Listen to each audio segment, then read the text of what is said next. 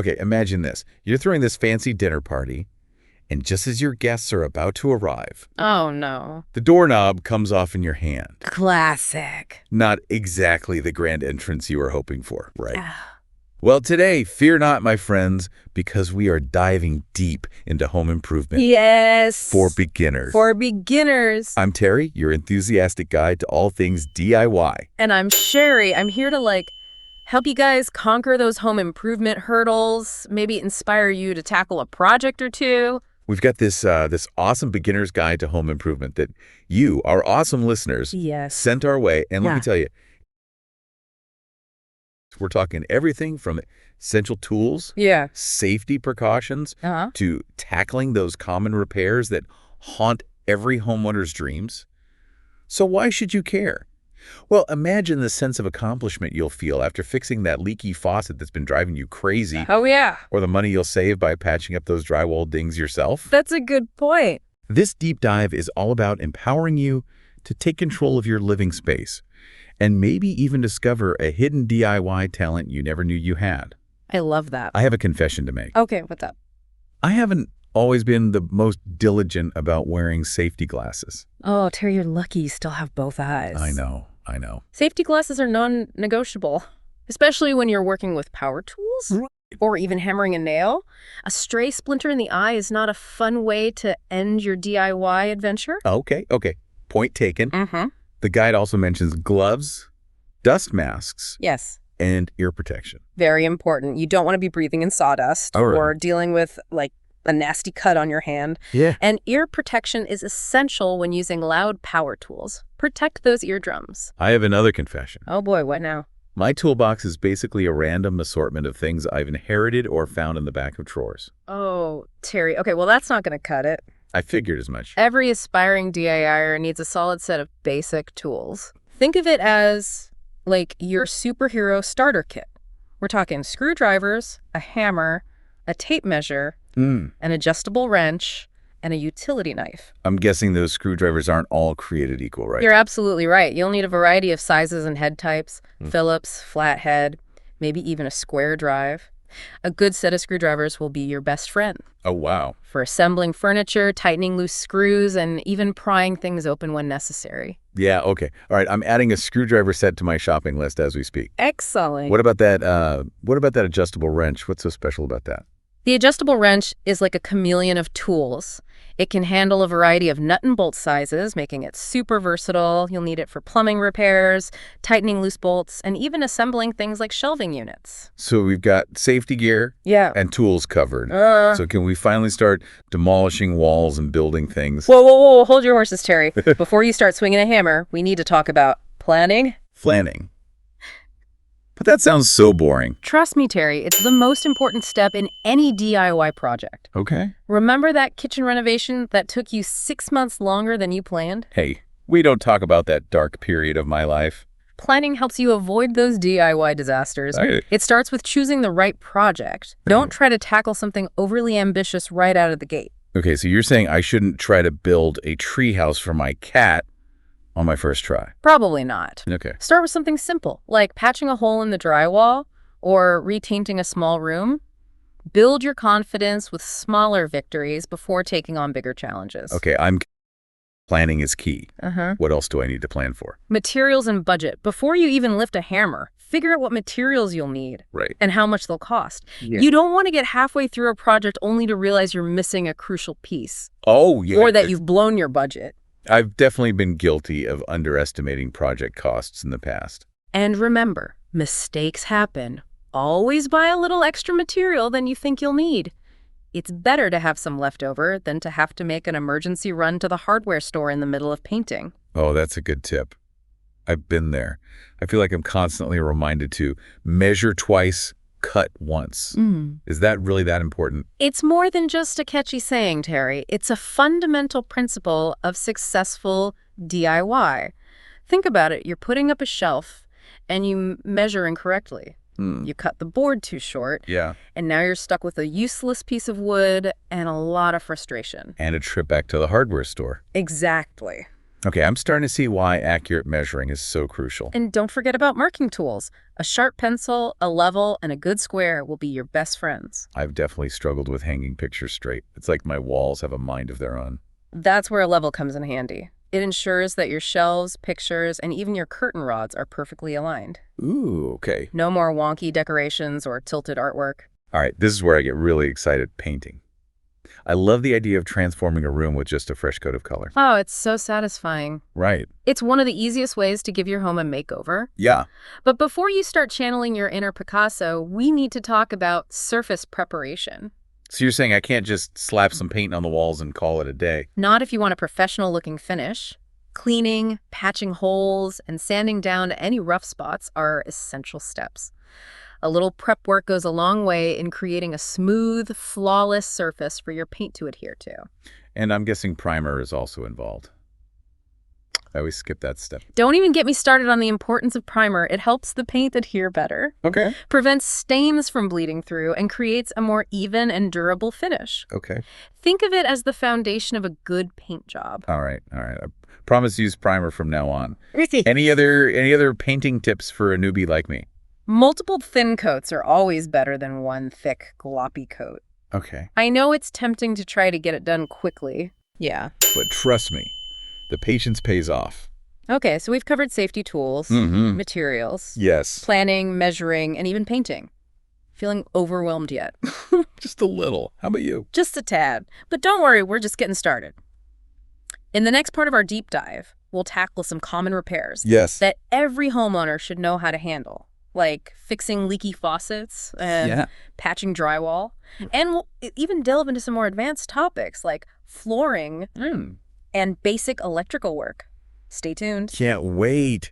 Welcome back to our deep dive into the world of home improvement. Last time, we tackled the essentials like safety gear, tools, and planning. Now I'm ready for some real repairs. Okay, well, before you grab that toolbox, Terry, let's talk about one of the most common and frustrating plumbing problems. Leaky faucets. That constant drip, drip, drip I know. is enough to drive anyone crazy. It really is. Is it really as simple as just replacing a washer? Or is there like some plumbing voodoo involved? It's often simpler than you think. But before you even touch that faucet, remember our golden rule. Safety first. Got it. That means turning off the water supply before I do anything else. Exactly. You don't want to end up with a surprise shower while you're trying to fix a leak. Once the water's off, you can carefully disassemble the faucet, usually by removing the handle and a few other parts. Okay, I'm picturing a bunch of tiny screws and washers. What am I looking for here? You'll want to find the washer, which is a small rubber or plastic disc that sits inside the faucet and creates a seal. Okay. It's often this little guy that wears out and causes the leak. So it's like a tiny tire that goes flat It is. and needs replacing. That's a great analogy, Terry. And while you're in there, it's a good idea to check the other parts of the faucet for wear and tear. Okay. You might need to replace an O-ring or tighten a loose nut. I'm starting to feel like a plumbing detective. I love it. Any secret weapons I should know about? Don't forget the plumber's tape. Plumbers? Yes. It's like magic tape for plumbers. Wrap it around the threads of any connections you make to create a tight seal and prevent future leaks. Okay, plumber's tape. Got it. Leaky faucet, you're going down. Now, what about another common plumbing nemesis? Clogged drains. I feel like I'm constantly battling hair and soap scum in my shower drain. The dreaded clog. Before you reach for those harsh chemical drain cleaners, which can actually damage your pipes. No way. Try a more gentle approach. A good old-fashioned plunger can work wonders for clearing minor clogs. You mean that thing that looks like a giant suction cup? That's the one. Make sure there's a good seal around the drain opening and plunge vigorously. You might need to repeat the process a few times, but it's often enough to dislodge the clog. What if the plunger doesn't do the trick? Then you might need to call in the heavy artillery, a drain snake. It's a flexible cable with a claw on the end that you feed down the drain to snag the clog and pull it out. Sounds a little medieval, but hey, if it works. And remember, an ounce of prevention is worth a pound of cure. To avoid future clogs, invest in a strainer to catch hair and debris before they go down the drain. Oh, that's smart. Yeah. So, simple solutions for some common plumbing problems. Yes. Now, can we talk about something a little more electrifying? I'm thinking light switches and outlets. I always get a little nervous when it comes to anything electrical. Yeah, electricity is nothing to mess with, Terry. But there are a few basic tasks that even a beginner can handle safely, Okay. as long as you follow the cardinal rule. Wait, let me guess. Turn off the power at the breaker box? You got it. Never, ever work on a live circuit. It's not worth the risk. Once the power is off, you can safely replace a light switch or an outlet cover. I've always wondered how those things work. Are there any tricks to connecting the wires correctly? It's mostly about matching colors. Oh, okay. Most electrical wires are color-coded, so you just need to connect the wires of the same color. Mm. For example, the black wire usually goes to the brass screw, the white wire to the silver screw, and the bare copper wire to the green grounding screw. So it's like a color by numbers project. It is. But with a lot more potential for danger if you mess up. Exactly. And if you're ever unsure about anything, it's always best to consult a licensed electrician. Don't take any chances with electricity. Okay, noted. Okay, electricity safely navigated. Now, can we finally get to my favorite part, demolition? I'm kidding, of course. But seriously, what about those pesky holes and cracks in the wall? How do we tackle those? Drywall repair. It's a rite of passage for any DIYer. The good news is that most minor drywall damage can be easily fixed with a little spackle and some elbow grease. Spackle, is that white gooey stuff that comes in a tub? That's the one. It's like magic filler for walls. Magic fill. For small holes and cracks, just apply a thin layer of spackle with a putty knife, let it dry completely, and then sand it smooth until it blends seamlessly with the surrounding wall. Okay. What about those larger holes, like the one my dog accidentally created when he got a little too excited about chasing a squirrel? For larger holes, you'll need to cut a neat square around the damaged area and then cut a matching piece of drywall to fit. It's a bit more involved, but with a little patience and precision, you can make it look like the damage never happened. Okay, drywall mastered. You got it. Now let's talk about something a little more glamorous, flooring. I'm dreaming of replacing that old, worn-out carpet in my living room with something sleek and modern. Flooring can make a huge difference in the look and feel of a room. Absolutely. And the good news is that there are some great options out there that are perfect for DIYers, like laminate and vinyl planks. I've heard of those.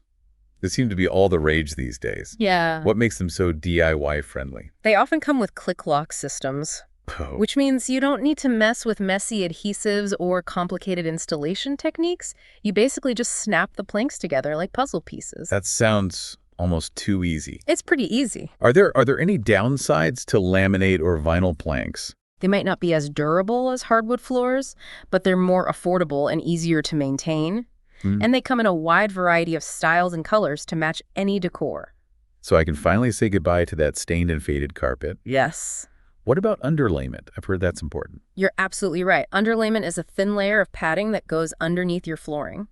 Okay. It helps to cushion the floor, reduce noise, and protect the planks from moisture. Sounds like a must-have. It is. Now, I know you mentioned laminate and vinyl planks as good options for beginners, but what about tile? I've always loved the look of tile floors, but they seem a lot more complicated to install.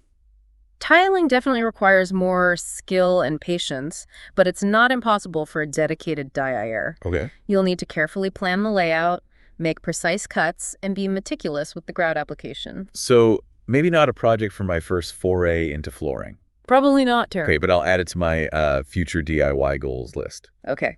All right, we've covered plumbing, electrical work, drywall, and even flooring. What other areas of the house should a novice DIYer tackle? Let's move on to those high-traffic areas that often need a little TLC. Bathrooms and kitchens. Ah, yes, the heart of the home. Right. I'm always looking for ways to spruce up those spaces. One of the simplest and most impactful upgrades you can make in a bathroom is installing a new faucet or shower head. Ooh. It's amazing how a shiny new fixture can instantly make the room feel more modern and luxurious. And I'm guessing it's a relatively easy project for a beginner, right? As long as you remember to turn off the water supply first, it's usually a straightforward process. Right. You'll basically just unscrew the old fixture, apply some plumber's tape to the threads, Okay. screw on the new one. So no need to call a plumber for this one. Nope, you got this. Just make sure you choose a faucet or shower head that fits your existing plumbing connections. You don't want to end up with a leaky mess. Okay, I'm adding a new bathroom faucet to my shopping list. What other bathroom upgrades can I tackle? Another important aspect of bathroom maintenance is sealing and caulking. You want to make sure all those areas around the tub, sink, and shower are properly sealed to prevent water damage. Caulking always seems so messy. Is there a trick to getting, like, A clean, professional-looking bead? Practice makes perfect, Terry. Oh, great. But a few tips: use a good quality caulk gun, cut the tip of the caulk tube at a slight angle, and apply even pressure as you squeeze the trigger. And don't forget to smooth the bead with a wet finger or a caulk smoothing tool for a flawless finish. Okay, bathrooms are starting to feel less intimidating. Good. Now let's move on to the kitchen. What are some easy wins in this space? One of the quickest and most affordable ways to update your kitchen is by replacing the cabinet hardware.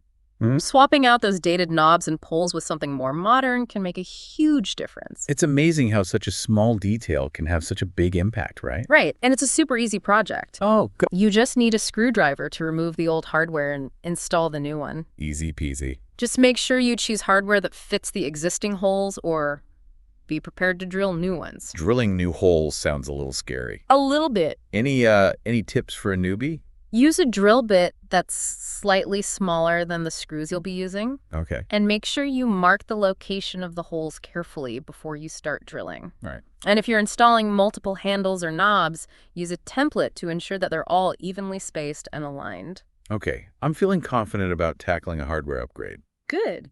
What about something a little more challenging, like installing a backsplash? I've always loved the look of tile backsplashes, but they seem so intricate. Yeah, backsplashes are a great way to add personality and functionality to your kitchen. And there are options for every skill level. Okay. For beginners, peel and stick tiles are a great choice. Peel and stick. They're easy to install and require no drought. Peel and stick tiles are those like giant stickers for grown-ups? Pretty much. Okay. They come in a variety of materials and styles, and they're surprisingly durable. If you're looking for a more traditional look, you can opt for ceramic or glass tiles. Okay. But be prepared for a more involved installation process that involves cutting tiles, applying mortar, and grouting. I think I'll stick with the peel and stick option for now. Probably a good idea. So we've covered bathroom and kitchen upgrades. What other essential home maintenance skills should we talk about?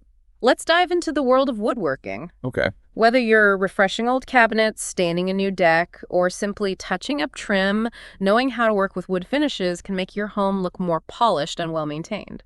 I love the look of natural wood, but it always seems to require so much upkeep. Where do I even begin? The first step is choosing the right finish. Do you want to use paint, which covers the grain of the wood, or stain, which enhances it? So many choices. I know, right? How do I know which one's right for my project? Think about the look you're going for and the type of wood you're working with. Paint is great for covering up imperfections and creating a uniform look, while stain allows the natural beauty of the wood grain to shine through. Yeah. It also offers protection. Think about the location and how much wear and tear the surface will experience. Makes sense. Yeah.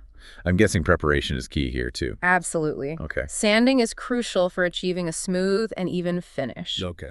You'll want to start with a coarser grit sandpaper and gradually work your way up to a finer grit for a silky, smooth finish. Sanding always seems so tedious, but I guess it's worth it in the end. It is. Any other tips for applying paint or stain? Use a high-quality brush or roller Okay. and apply thin, even coats. Always follow the manufacturer's instructions for drying times. Right. And don't be afraid to apply multiple coats for a richer, more durable finish. Okay, I'm feeling ready to tackle some woodworking projects. Now let's talk about something that's essential for every homeowner, especially those of us who live in climates with extreme temperatures: weatherproofing and insulation. You're talking about keeping the cold out in the winter and the heat out in the summer? Exactly. What are the key areas to focus on? The guide emphasizes ceiling drafts around doors and windows, Right. and adding insulation to attics and walls. Ceiling drafts is one of the easiest and most cost-effective ways to improve your home's energy efficiency, right? Absolutely. It can make a big difference in your heating and cooling bills and your overall comfort. Absolutely. I could definitely feel drafts around my windows in the winter. It's like money flying out the window, literally. I know. To seal those pesky drafts, you can use weather stripping around doors and windows. Yeah. It comes in a variety of materials like foam, rubber, and felt. And it's easy to install. Very easy. Just measure the length of the door or window frame and cut the weather stripping to fit. That's it. You can also use foam sealants to fill gaps around pipes and wires that penetrate exterior walls. Good idea. That sounds easy enough. What about insulation? I've heard attics are major culprits for heat loss. You're right. Attics are often poorly insulated, which means your warm air is escaping through the roof in the winter. Adding insulation to your attic is a great way to improve your home's energy efficiency and save money on your heating bills. So what kind of insulation is best for attics? Fiberglass spats are a popular choice for DIYers. They're relatively easy to install, Okay. and they're affordable. Just measure the space between the joists in your attic and cut the bats to fit. Wear a mask and gloves when handling fiberglass insulation, as the fibers can be irritating to the skin and lungs. So sealing drafts and adding insulation are essential for keeping the elements at bay. Now let's step outside for a moment and talk about outdoor DIY projects. Yeah. I'm thinking gardening, decks, maybe even building that tree house for my cat. Whoa, hold on, Terry. Let's start with something a little simpler, like building a raised garden bed. Huh? It's a great way to get into gardening, especially if you have limited space or poor soil. I have always wanted to grow my own vegetables, but my yard is mostly rocks and weeds. A raised garden bed sounds like the perfect solution. It's a great way to control the soil quality and create a more manageable gardening space. To build a raised garden bed, you'll need to choose a rot-resistant wood, like cedar or pressure-treated lumber. Right. Then, measure and cut the boards to the desired size and assemble them using screws or nails. So basically like building a giant wooden box. Pretty much. Just make sure you provide adequate drainage by drilling holes in the bottom of the bed Okay. and fill it with a high-quality soil mix that's suitable for the vegetables you want to grow. All right, I'm adding build a raised garden bed to my spring to-do list. Awesome. What about those of us with existing decks? Any tips for keeping them in tip-top shape? Maintaining a deck is an essential outdoor task that can be tackled by even novice DIYers. All right. Regular cleaning and sealing can help prevent rot, mold, and fading, and extend the life of your deck. I've noticed some discoloration and mildew on my deck. What's the best way to clean it? You can use a power washer to blast away dirt and grime, but be careful not to damage the wood. Right? You can also use a deck cleaner specifically designed to remove mildew and stains. Okay.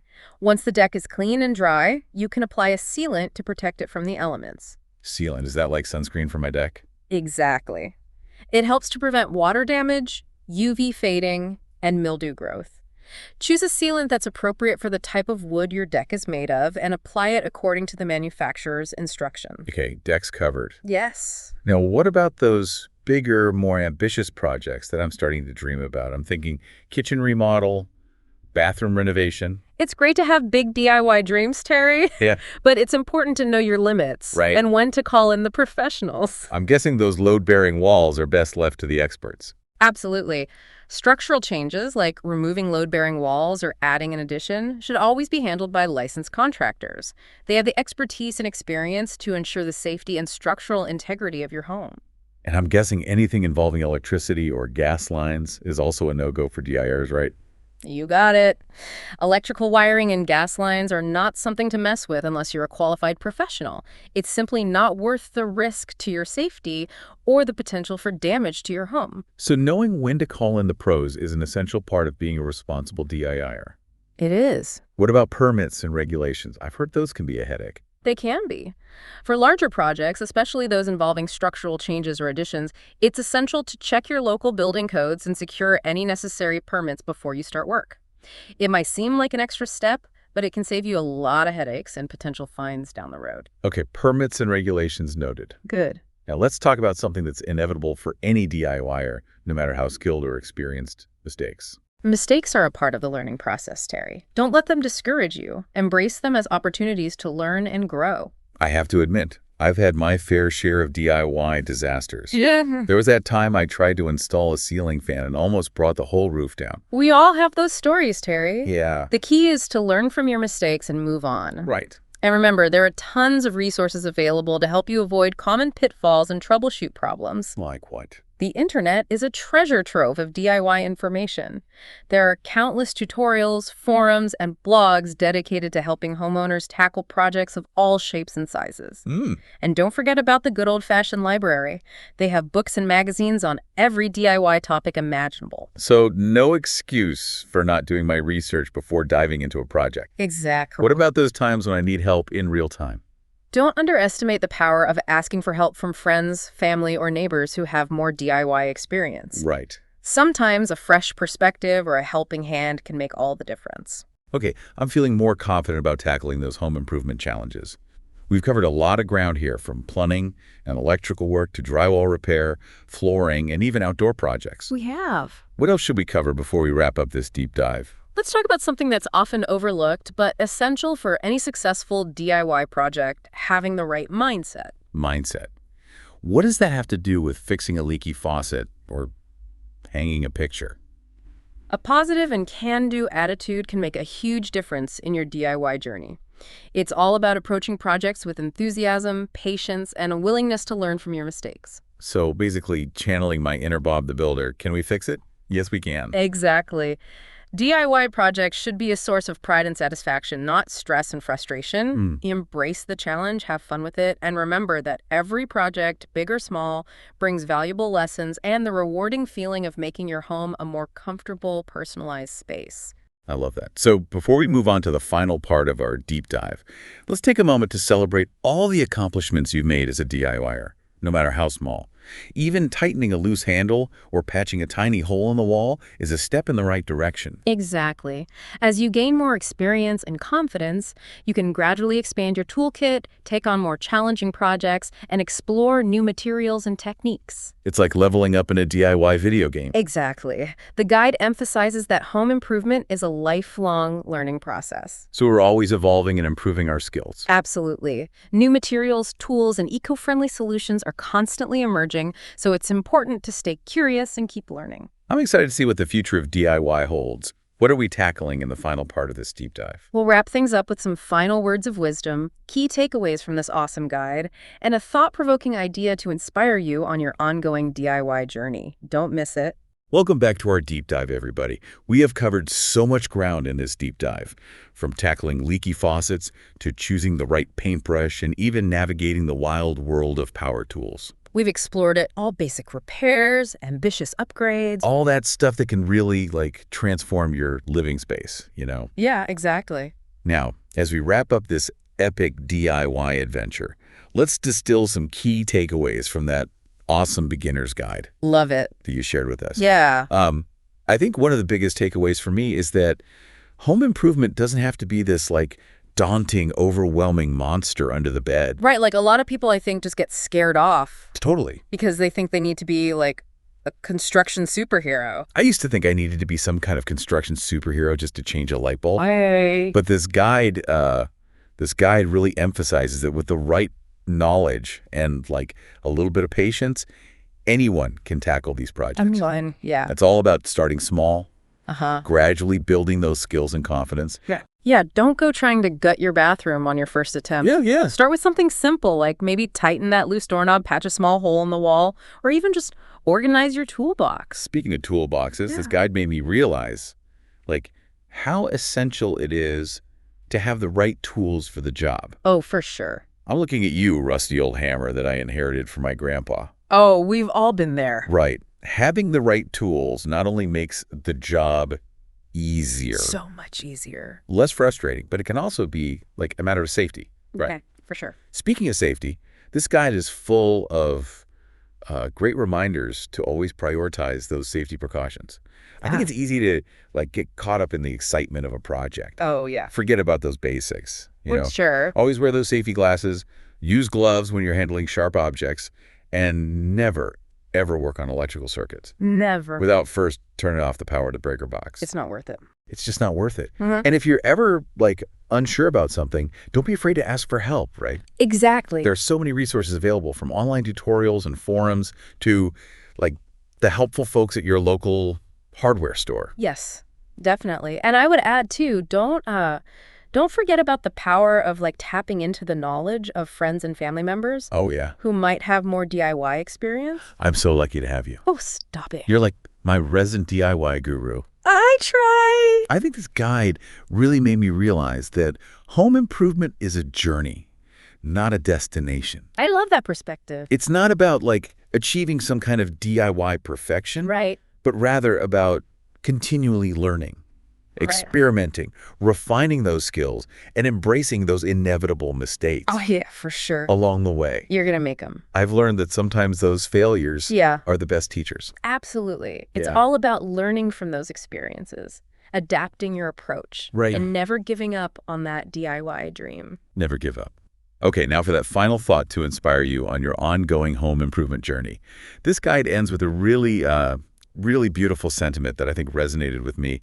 It says, congratulations. By reading through these pages, you've gained an overview of the DIY. With patience, practice, and perseverance, you'll transform from a newcomer into a confident, capable DIYer. Whether you're fixing a squeaky hinge or remodeling a small room, remember, every project, big or small, brings valuable lessons, increased confidence, and the rewarding feeling of making your home a more comfortable, personalized space. That's so beautiful. I love that. Every step we take on our DIY journey is a step towards creating a home that truly reflects our unique style and personality. Couldn't have said it better myself. And maybe even uncovering hidden talents we never knew we had. Oh, totally. You know, who knows? Maybe one day I'll be building that cat tree house after all. Never know. So to all you aspiring DIYers out there, Yes. remember, embrace the challenge, have fun, and don't be afraid to get your hands dirty. Because with a little effort and a lot of heart, you can transform your living space into a place you truly love. Absolutely. Thanks for joining us on this deep dive into home improvement for beginners. We had a blast exploring this topic with you. Yeah, thanks for listening, everybody. And remember, if you want to download the full source material, you can find it on our Patreon page. The link is in the show notes. And as always, don't forget to like, subscribe, and leave us a comment below telling us about your favorite DIY projects or any questions you might have. We love hearing from you guys. Until next time. And remember, this is not professional advice. Thanks for being a listener. Click the card above to explore our playlist and find more episodes. And hey, if you really appreciate our work and want to help us keep creating awesome content, you can find us on Patreon. That's patreon.com/McAllister. Or if you just want to buy us a coffee, head over to buymecoffee.com/Jamie McAllister. All content, copyright Jamie McAllister.